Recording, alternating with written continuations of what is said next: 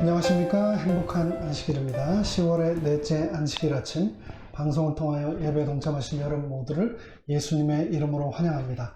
지난 한 주도 건강하시고 평안하셨습니까? 유럽은 코로나의 세컨드 웨이브가 뒤덮고 있습니다. 우리가 살고 있는 이곳 미국도 전체 50개 주 중 41개 주에서 코로나 환자가 급증하고 있고 일부 주에서는 ER이 거의 포화 상태가 되어 위험 수준에 이르고 있습니다.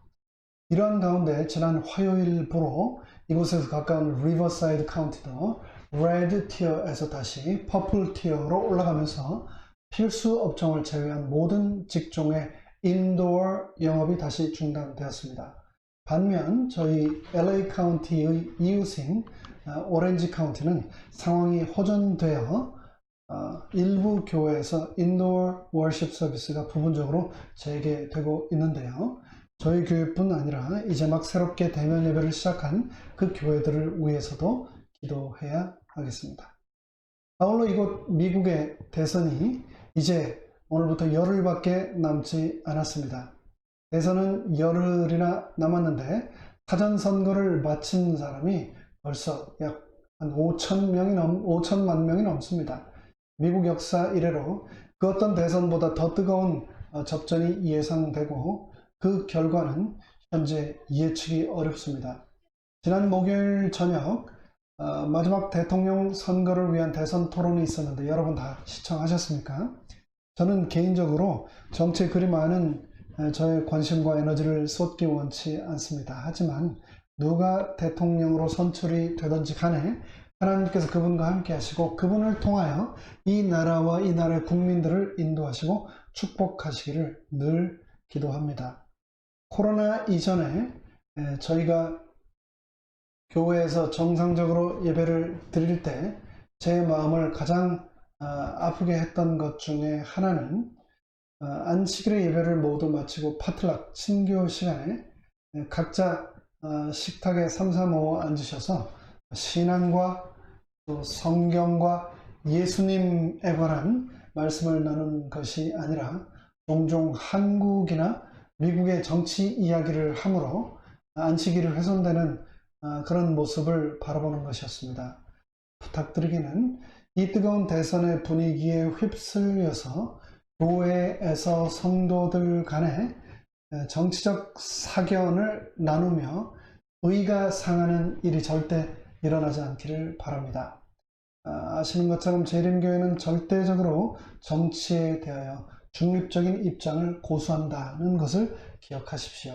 지난 대선 때 공화당 대선 후보로 나왔던 재림교인 장로님, 현 정부의 주택부 장관 벤 카슨 장관에 대하여 북미 지회에서 공개 혹은 비공개적으로라도 절대로 그 어떤 지지도 보내지 않았고 성도들에게도 그렇게 하기를 부탁했던 것을 기억하십시오.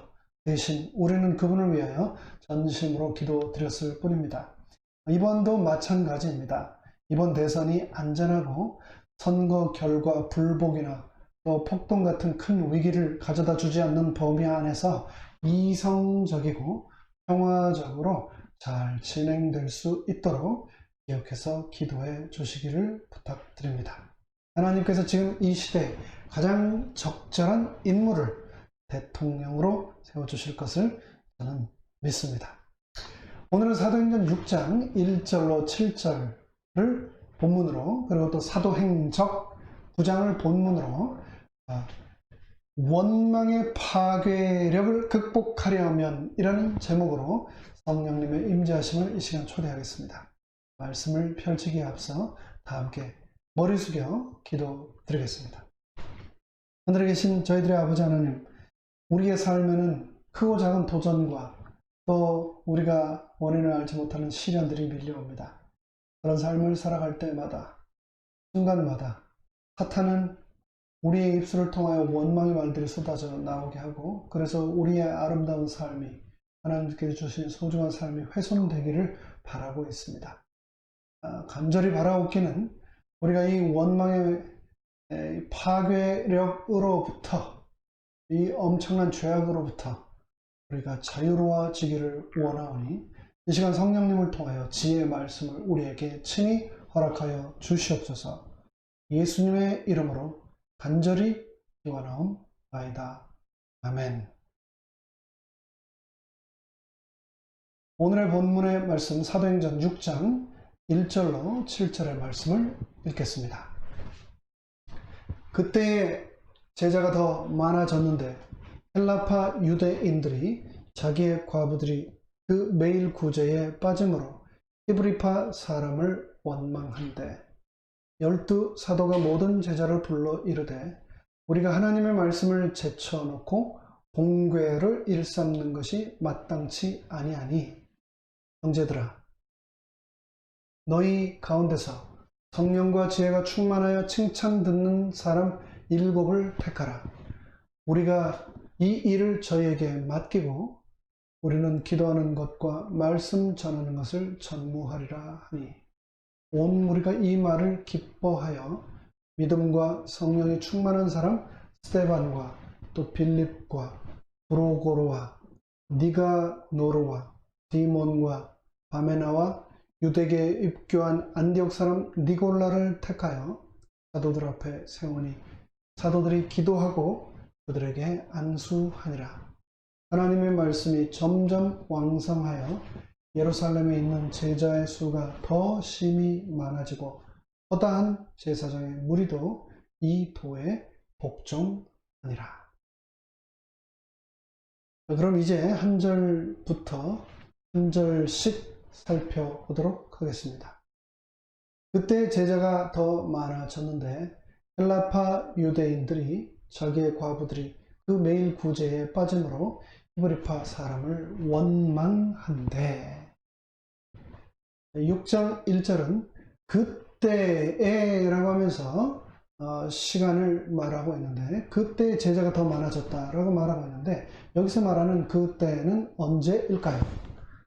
사도행전의 저자 누가는 역사적 자료를 매우 능숙하게 기록하고 다룬 사람입니다. 누가가 기록한 그때는 성령의 능력 아래 교회가 성장하고 새 신자들이 계속해서 불어나던 때를 말한다라고 재림교회 성경 주석은 기록하고 있습니다. 그런데 바로 그때에 제자가 더 많아졌다라고 기록하고 있습니다. 이는 굉장히 중요한 사실을 우리에게 전달해 주고 있습니다. 지금은 팬데믹으로 인해 우리가 유튜브 채널을 통해 온라인으로 예배를 드립니다.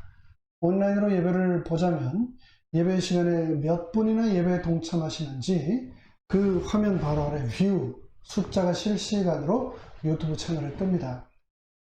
그리고 저희 교회 웹사이트 미라소를 접속해서 보면 숫자뿐만 아니라 어느 분이 예배에 들어오셨는지 들어오시지 않으셨는지까지 다 보입니다. 데이터가 그렇게 집계가 됩니다. 그럼에도 불구하고 저는 가급적 일부러 그 숫자와 이름을 보지 않으려고 애를 씁니다.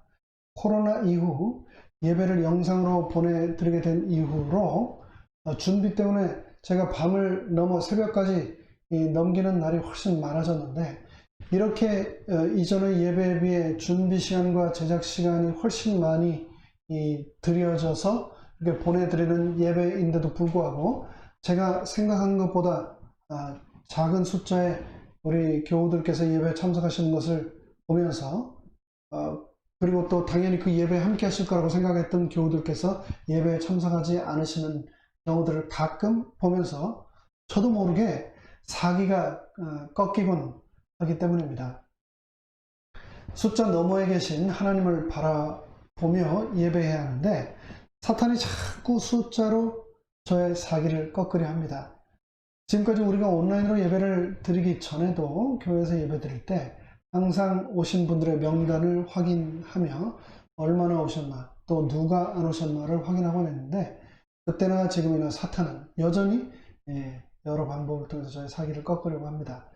그런데 사도행전의 초대 교회는 그러지 않았습니다.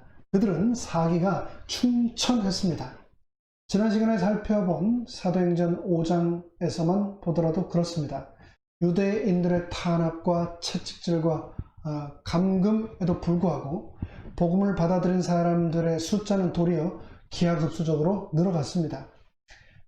렌스키라고 하는 학자에 따르면 그때 당시 신자의 수가 약 2만 5천 명 이상 되었을 것이다 라고 보는데요.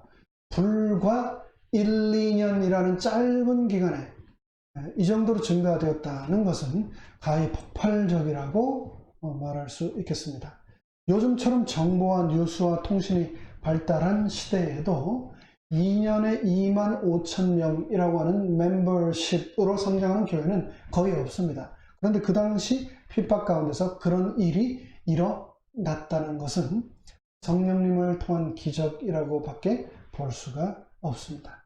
근데 그 숫자보다도 저를 더 감동시킨 것은 그 넘버가 단순히 그 당시 몰려든 사람들의 숫자가 아니라, 인파의 숫자가 아니라, 예배 참석 어텐던스 카운트가 아니라 그리스도의 제자의 숫자였다는 겁니다.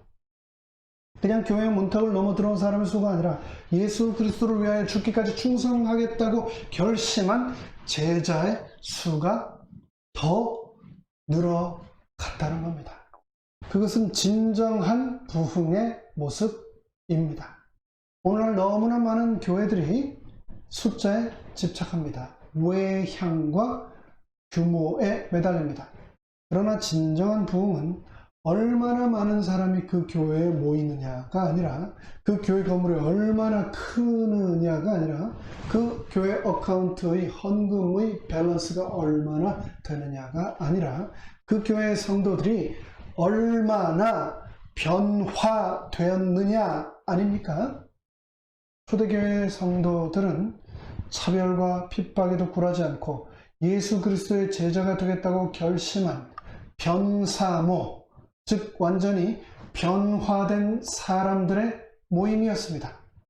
그런데 그렇게 완전히 보이던 교회에, 쉬지 않고 부흥해가던 교회에 엄청난 사탄의 공격이 밀려 들어옵니다. 사탄은 그리스도인들과 교회를 자신이 할 수 있는 모든 방법을 동원하여 핍박하였습니다. 황제와 군인들을 사용하여 그들을 옥에 가두었습니다. 유대 민족의 지도자들과 종교인들을 통하여 그들을 모독하고 협박하고 거의 죽기까지 채찍질하였습니다. 그럼에도 불구하고 그리스도의 제자들이 더 많아지자 사탄은 전략을 바꿉니다. 플랜 B를 실시합니다. 그러며 사탄은 확신했습니다. 플랜 B는 핍박이라고 하는 플랜 A보다도 훨씬 철저하게 그리스도의 교회를 와해시킬 수 있다고요. 그것은 바로 교회 내부에 불평과 원망을 심는 것이었습니다. 그때의 제자가 더 많아졌는데 헬라파 유대인들이 자기의 과부들이 그 매일의 구제에 빠짐으로 히브리파 사람을 원망한대. 당시 교회는 제자들의 수요가 날마다 늘어갔습니다. 이런 증가는 새로운 도전을 그들에게 안겨줬습니다. 오순절대 초기 신자들의 무리를 돌보는 일은 그리 어렵지 않았지만 이제는 그리스도인 공동체 구성원들의 수요가 너무 증가하여 굉장한 도전이 되었습니다. 사도들이 궁핍한 자들을 돌보는 일에 모든 시간을 빼앗겨 버리게 되었습니다. 그렇게 사도들이 번아웃 되어 가는 상황에 엎친 데 덮친 격으로 교회 안에 큰 갈등이 불마 터지고 마는 것입니다. 그것은 바로 헬라파 유대인과 히브리파 유대인 간의 갈등이었습니다. 도대체 어떤 갈등이었을까요? 여러분은 파 좋아하십니까? 혹시 어떤 파이십니까? 세계 지도를 보다 보면 한반도는 정말 작습니다. 지구본 모형을 보다 보면 섬세함이 떨어지는 제작자들이 만든 경우에는 때로는 한반도 자체가 없는 경우도 있습니다. 너무 조그매서. 미국 면적의 100분의 1밖에 되지 않는 동북아시아의 제일 끝자락에 위치한 작은 반도국. 그런 국가임에도 불구하고 고대사, 근현대사 역사를 보면 그 작은 땅에서 끊임없이 팔을 지어 싸우기를 쉬지 않았다라고 하는데 그것이 정말인지 궁금합니다. 그런 거 보면 파는 하나같이 다 안 좋은 것 같습니다.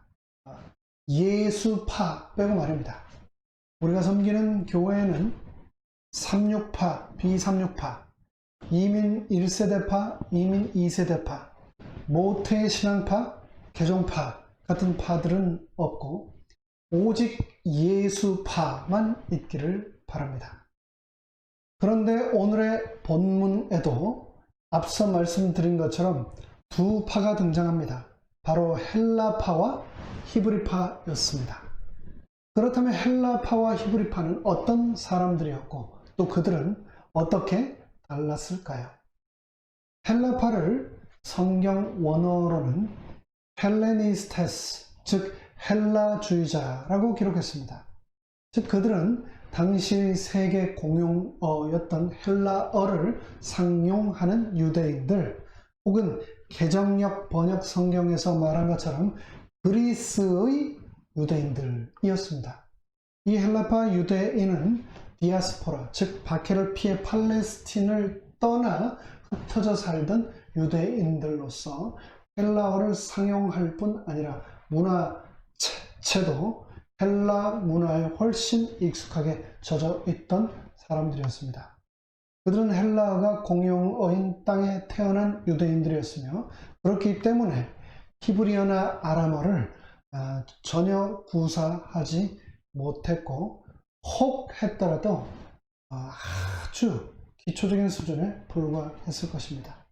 그러나 오순절 방언의 기적을 통하여 수많은 헬레니스테스들이 그리스도의 제자의 대열에 합류하게 되었습니다.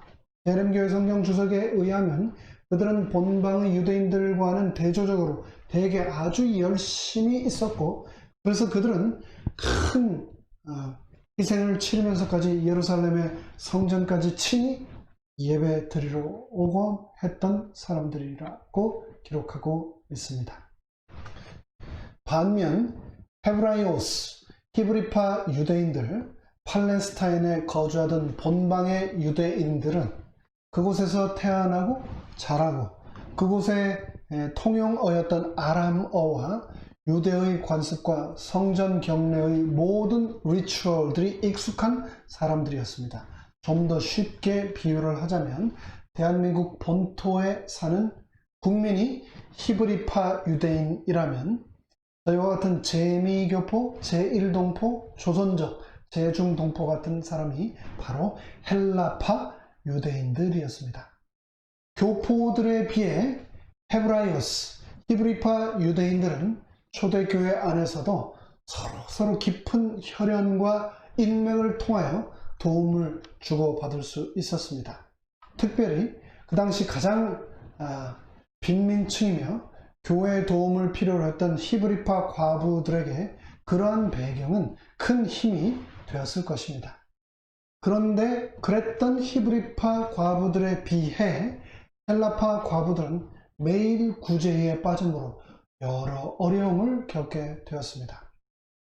아무런 악의는 없었지만 헬라파 과부들 중 궁핍한 자들이 언어와 관습의 차이로 인해서 도움을 받지 못한 채 방치되었던 겁니다. 증여물들이 끊임없이 흘러 들어오고 기부금을 나누어주는 일도 끊임없이 이루어졌을 것입니다. 이 일로 사도들의 시간이 매우 많이 소모되었을 것입니다. 그런 사도들의 헌신에도 불구하고 구제의 사각지대에 있었던 헬라파 과부들은 본의 아니게 구제에서 소외되고 이에 대하여 서운함은 나날이 쌓여갔습니다. 그리고 그들의 서운함이 드디어 터지게 되었습니다. 1절에서는 헬라파 유대인들이 자기의 과부들이 그 매일 구제에 빠짐으로 히브리파 사람을 원망하였다고 했는데 그것은 그저 사소한 불평이 아니라 심각한 우려를 자아낼 만큼 충분히 목소리가 큰 항의였다라고 재림교회 성경 주석은 말합니다. 사도들의 최선의 노력에도 불구하고 그렇게 시작된 원망은 순식간에 공동체 전체 삽시간에 퍼져나갔습니다. 처음에는 단순한 한두 명의 과부들에 의한 넋두리, 서운함의 표현이었을 텐데 그것이 그리스도께서 세우시고 성령을 통하여 부흥시키신 공동체 전체를 와해시키고 순식간에 그 공동체를 두 동강 낼 수도 있는 큰 재난이 되어 버리고 만 것입니다. 사탄은 한때 광명한 천사였으며 가장 지적인 존재 중에 하나였습니다. 그러한 그는 여전히 자신의 모든 능력을 동원하여 그리스도께서 세우신 공동체를 와해시키고자 쉬지 않고 일을 합니다. 사단 역사를 통하여 원망이 얼마나 파괴적이고 강력한지를 잘 알고 있습니다. 그는 3500년 전 일어났던 원망으로 인한 대재난을 기억하고 있었습니다. 백성이 여호와의 들으시기에 악한 말로 원망하며 여호와께서 들으시고 진노하사 여호와의 불로 그들 중에 불어서 진 끝을 사르게 하시매 백성이 모세에게 부르짖음으로 모세가 여호와께 기도하니 불이 꺼졌더라. 이집트의 노예로 430년간 살면서 온갖 고생을 경험했던 이스라엘 백성들. 그들의 신음소리를 들으시고 하나님께서는 모세를 보내서 바로의 압제로부터 그들을 건져내셔서 홍해를 건너게 하셨습니다. 하나님께서는 그들을 구름 기둥과 불 기둥으로 인도하시며 계속해서 그들을 시내산에서 가데스바네아로 인도하셨습니다. 그런데 그곳을 향한 도상에서 단순한 피곤함에 대한 짜증이 하나님께 대한 불신으로 순식간에 자라났습니다. 백성들은 모세를 향하여 원망을 퍼붓기 시작했습니다. 그렇게 시작된 원망은 오랜 가뭄으로 말라붙은 캘리포니아의 사냐를 태운 불길처럼 순식간에 번져나가며 나아가 하나님을 향하여 거침없이 그분을 거스르는 말을 내뱉게 하였습니다. 그들이 경험한 여정상의 피곤함은 가나안 여행에서 당연히 예상되던 정상적인 것들이었습니다. 그것은 그들에게 특별히 불평할 만한 이유가 없음에도 불구하고 불길처럼 순식간에 하나님을 노엽게 할 만한 원망으로 번져버리고 말았던 겁니다. 이처럼 원망은 첫째, 우리가 하나님의 뜻을 바로 이해하지 못할 때, 그리고 둘째, 그분의 은혜에 감사하지 않을 때 생겨나는 인간의 본성적인 죄악이라는 것을 우리는 기억하고 경계해야 합니다. 원망은 코로나 바이러스처럼 전염력이 빠르고 강력합니다. 출애굽 때 200만의 이스라엘 백성들의 꽁무니를 따랐던 소수의 잡족들이 시작하여 퍼뜨렸던 불평과 원망이 이스라엘 백성들을 순식간에 삼켜버렸습니다. 결국 그 원망은 여호와를 분노하시게 하고 백성들은 여호와의 분노의 불에 타서 죽는 심판을 받고 납니다.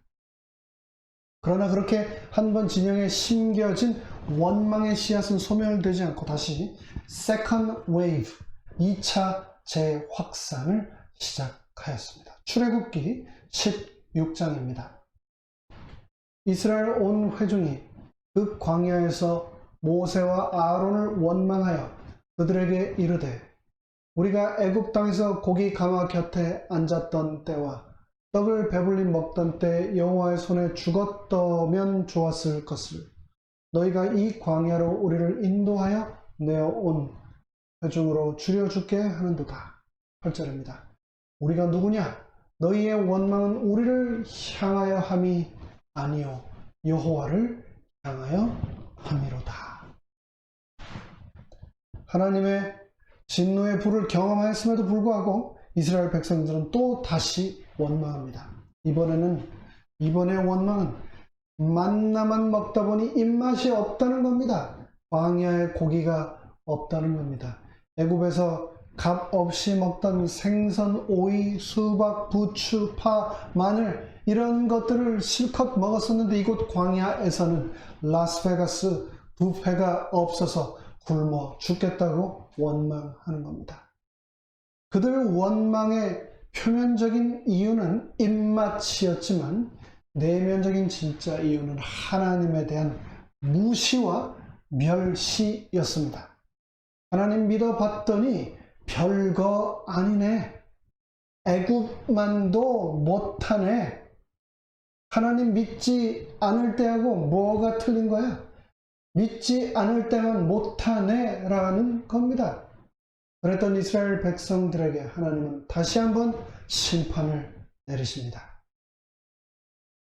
고기가 아직 잇 사이에 있어 씹히기 전에 여호와께서 백성에게 대하여 진노하사 심히 큰 재앙으로 치셨으므로 그곳 이름을 기브롯 핫다아와라 칭하였으니 탐욕을 낸 백성을 거기 장사함이었더라.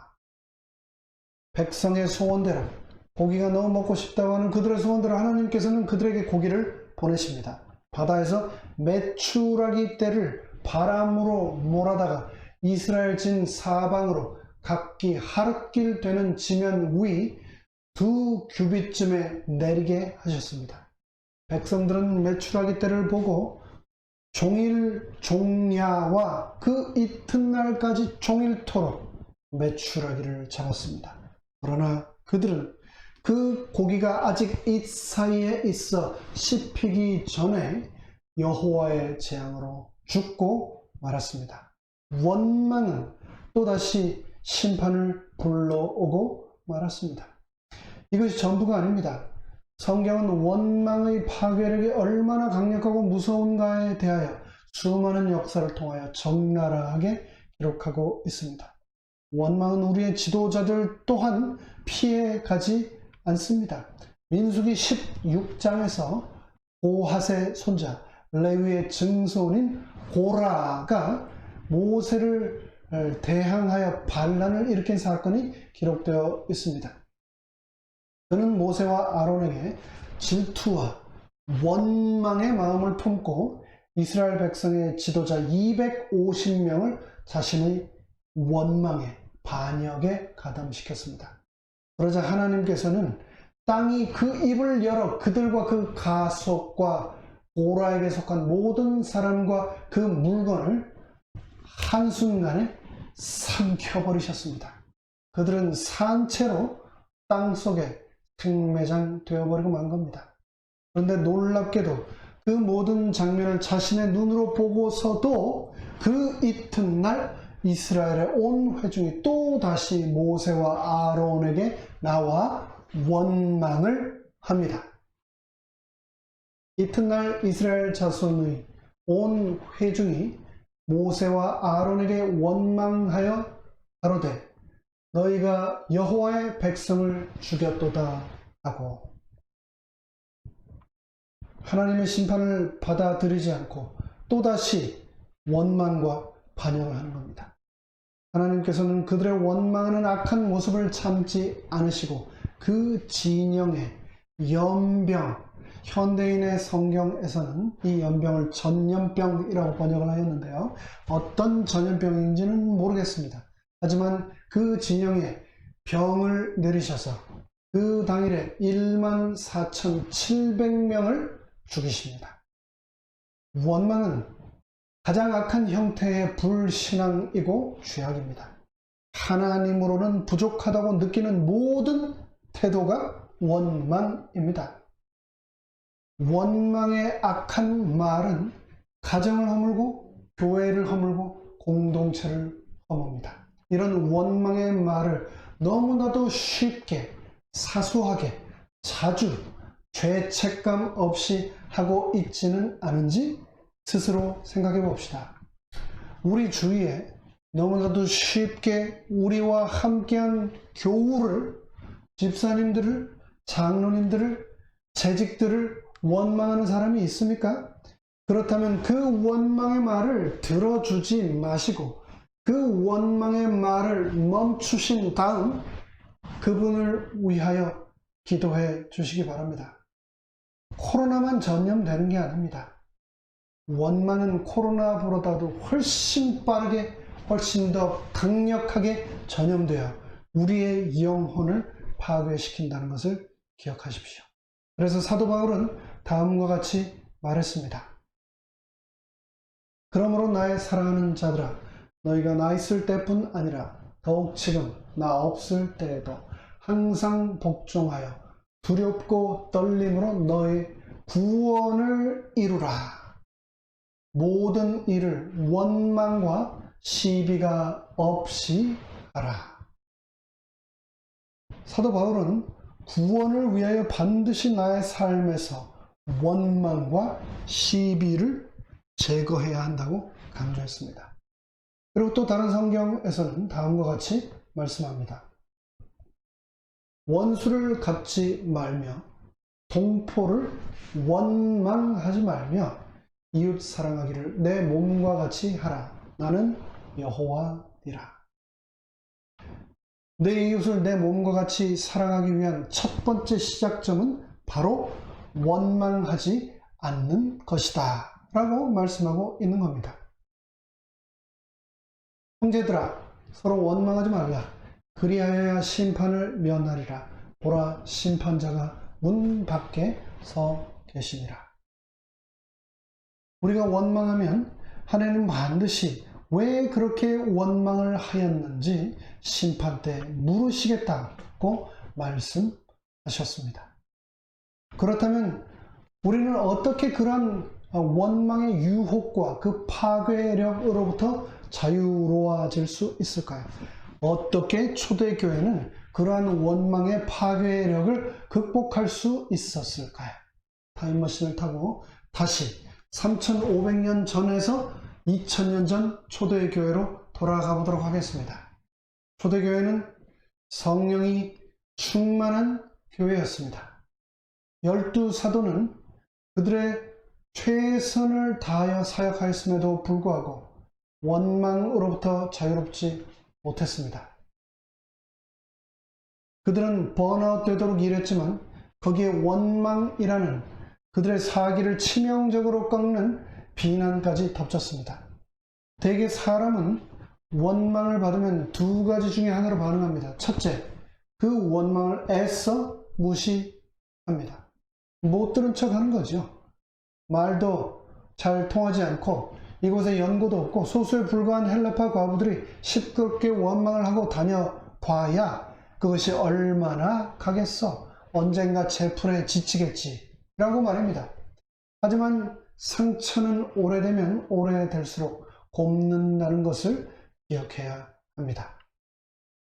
원망을 받으면 사람들이 보이는 전형적인 반응, 또 두 번째는 자기 방어를 하는 겁니다. 자기 합리화, 자기 정당화를 하는 겁니다. 나는 분명 최선을 다했다. 그래서 나 자신도 번아웃 돼버리고 말았다. 그런데도 불구하고 나에게 더 많은 것을 요구하는 것은 그들의 잘못이다. 우리는 최선을 다해 헬라파 과부들도 공정하게 구제를 해줬는데 그들이 너무 과하게 욕심을 부리는 것이다며 원망에 원망으로 맞불 작전을 펼치는 것이죠.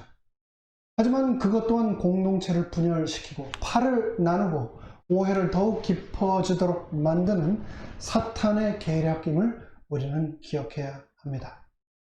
사도들은 원망을 받자 그 원망을 무시하지 않았습니다. 그리고 그 원망에 대하여 자기 합리화, 자기 정당화로 자기 방어를 하지도 않았습니다. 그들은 다시 한번 성령께 지혜를 구하였습니다. 그리고 성령께서는 그들에게 지혜를 선물로 주셨습니다. 12사도들은 헬라파 유대인들의 원망이 들리자마자 모든 제자를 불러 모아 함께 솔직한 대화를 나누었습니다. 협의의 장을 이니시에이션 한 겁니다. 그리고 자신들의 솔직한 생각과 한계를 제자들에게 풀어놓고 공유하였습니다. 2절 말씀입니다. 12사도가 모든 제자를 불러 이르되 우리가 하나님의 말씀을 제쳐놓고 공궤를 일삼는 것이 마땅치 아니하니. 형제들아, 너희 가운데서 성령과 지혜가 충만하여 칭찬 듣는 사람 7을 택하라. 우리가 이 일을 저희에게 맡기고 우리는 기도하는 것과 말씀 전하는 것을 전무하리라 하니. 구제 사역이 너무나 긴박하고 필수 불가결한 사역임에도 불구하고 자신들의 체력과 능력의 한계 때문에 그 모든 일들을 감당할 수 없음을 사도들은 솔직하게 고백하였습니다. 그리고 동시에 구제 사역이 너무나 중요하다는 것, 그것을 다시 한번 강조하며 그들은 과감히 자신들의 사역 중 구제 사업을 포기하고 위임하기로 결심합니다. 제자들 가운데 성령과 지혜가 충만하여 칭찬 듣는 사람에게 전권을 위임하겠다는 것입니다. 사도들은 제자들 가운데 성령과 지혜가 충만하여 칭찬받는 사람들이 있고 그들은 분명히 이 사역을 자신들보다 더 잘 감당할 수 있다는 것을 믿었습니다. 사도들 자신도 성령님께서 함께 하시기 때문에 그들에게 주어진 모든 사역을 감당해 나가고 있는 것처럼 제자들도 성령이 충만하면 그들에게 지혜가 충만할 것이고 그렇다면 모든 제자들로부터 분명히 칭찬을 받을 것이라는 것을 그들은 알고 있었습니다. 그리고 그렇게 위임이 이루어진 후 사도들은 기도하는 것과 말씀 전하는 것을 전무하겠다라고 부탁하고 있습니다. 요즘 21세기를 달구고 있는 가장 핫하고 트렌디한 신조어 중에 하나는 바로 미니멀 라이프 혹은 미니멀리즘입니다. 미니멀리즘을 쉽게 정의하자면 less is more 입니다. 우리 생활 주변 모든 필요 요소를 최소한으로 만들어 삶의 효율과 질을 극대화시킨다라고 하는 개념입니다. 한때는 멀티태스킹이 능력이라고 여겨지던 시대가 있었습니다. 팔방미를, 즉 다재다능하고 동시에 여러 가지 직무를 수행하는 것이 실력이라고 받아들여지던 시대가 있었습니다. 그러나 지금 이 시대는 그것이 허상에 불과했다고 결론 내립니다. 삶은 단순해질수록 그 효율이 극대화된다는 것을 우리는 알게 되었습니다. 스티브 잡스는 단순한 것이 아름답다라는 애플 고유의 디자인 철학을 가지고 자신의 기업을 세계 1위의 기업으로 도약시켰습니다. 분명한 목적의식을 가지고 내 삶의 공간과 내 마음과 생각을 비워나갈 때 도리어 삶은 충만해진다는 것을 깨닫게 된 겁니다. 그런데 사도들은 성령 충만함으로 이 비밀을 이미 2000년 전에 알게 된 겁니다. 그들은 4절에서 말했습니다. 우리는 기도하는 것과 말씀 전하는 것을 전무하리라. 그들은 그들 인생에서 가장 중요한 것 하나만 남기고 모든 것을 기꺼이 다 포기했습니다. 그러자 그들의 삶에 충만감을 얻게 되었고 진정한 능력의 사람이 되었으며 공동체는 그로 인하여 축복을 받게 되었습니다. 5절부터 말씀입니다. 온 무리가 이 말을 기뻐하여 믿음과 성령이 충만한 사람 스데반과 또 빌립과 브로고로와 니가노르와 디몬과 바메나와 유대 교회에 입교한 안디옥 사람 니골라를 택하여 사도들 앞에 세우니 사도들이 기도하고 그들에게 안수하니라. 7절입니다. 하나님의 말씀이 점점 왕성하여 예루살렘에 있는 제자의 수가 심히 많아지고 허다한 제사장의 무리도 이 도에 복종하니라. 사도들뿐 아니라 온 무리가 그들의 그러한 결정에 기뻐했습니다. 그리고 그들은 믿음과 성령이 충만한 사람 7을 선택했습니다. 그 7을 사도들 앞에 세우니 하나님께서 그들을 사도들을 통하여 안수하십니다. 여러분, 이름을 들으면 그 사람이 어느 나라, 어느 지역 출신인지 어림짐작하실 수 있습니까? 그렇습니다. 그렇다면 예를 들어 산토스, 세바스찬, 알레한드로, 호세 이런 이름의 주인들이라면 이들은 어느 나라 사람들일까요? 두말할 여지도 없이 이들은 히스패닉계 사람들이라는 것을 우리는 알 수 있습니다. 근데 2000년 전에 사역을 위해 새롭게 선택된 7명의 헬라파, 7명은 헬라파 사람이었을까요? 아니면 히브리파 사람들이었을까요? 스테반, 빌립, 브로고로, 니가노르, 디몬, 바메나, 니골라 이런 이름들은 스테반, 스테파노스, 빌립, 필리포스, 니골라, 니콜라스 모두 다 헬라식 이름입니다. 비례 대표제로 하자, 아니면 헬라파 히브리파 반반하자, 아니면 다 득표제로 하자며 그들은 악유하지 않았습니다. 초대교회는 상대적으로 소외되었던 헬라파 그리스도인들을 배려하여 그들을 리더십에 동참시키고 그들에게 사역의 주도권을 전적으로 과감하게 위임하였던 겁니다. 이 모든 것이 성령 충만함으로 이루어진 아름다운 결과였습니다. 그리고 어떻게 되었습니까? 하나님의 말씀이 점점 왕성하여 예루살렘에 있는 제자의 수가 더 심히 많아지고 허다한 제사장의 무리도 이 도에 복종하니라. 하나님께서는 그 공동체를 축복하셔서 하나님의 말씀이 더욱 왕성해지게 하셨고 제자의 수가 심히 많아지도록 축복하셨습니다. 이제 말씀을 마무리하겠습니다. 오늘 저는 사도행전 6장 1절로 7절을 본문으로 원망의 파괴력을 극복하려면 이라는 제목으로 말씀드렸습니다. 한국 속담에도 잘 되면 내 탓, 안 되면 조상 탓이라는 말이 있죠. 죄인인 우리의 유전자 속에는 원망이라는 죄성이 engrave 되어 있습니다. 사탄은 그것을 이용하여 내 가정을, 내 교회를, 내가 속한 공동체를 파멸하려고 결함되어 있습니다. 하지만 원망하는 순간 그 동기가 어떠하든지 간에 우리는 사탄의 도구가 된다는 것을 분명히 기억해야 합니다. 원망은 가장 악한 형태의 불신앙이고 죄악입니다. 원망은 코로나보다도 훨씬 빠르고 강력하게 전염되어 우리의 영혼을 파괴시킵니다. 원망은 하나님으로는 부족하다고 우리를 느끼게 만듭니다. 이러한 원망의 파괴력을 극복하는 유일한 방법은 성령의 충만함을 입는 겁니다.